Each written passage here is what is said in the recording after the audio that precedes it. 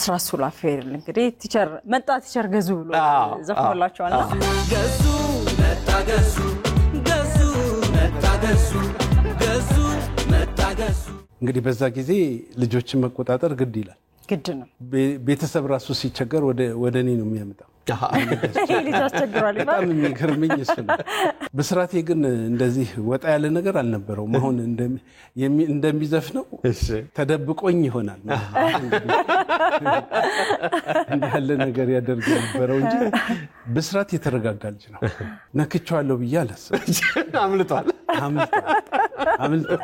ምን ያህል አመት አገለገሉ ማለት ነው 1968 67 አዋጅ ሆነ 68 በትናንሽ ገንዘብ ነው ገንዘብ ይከፈላል እሺ 50 ሳንቲም 1 ብር 2 ብር ያኔ ትልቅ ነበር በሱ ነው የጀመረው ከ68 ጀምሮ እስከ አሁን እንትን ብትል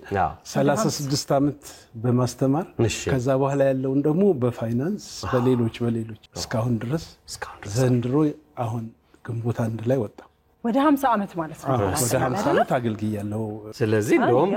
ይሄ ሙዚቃው እንደውም ያንሳል ፊልምም ሊሰራ ይገባል ማለት ነው ባርጩሜ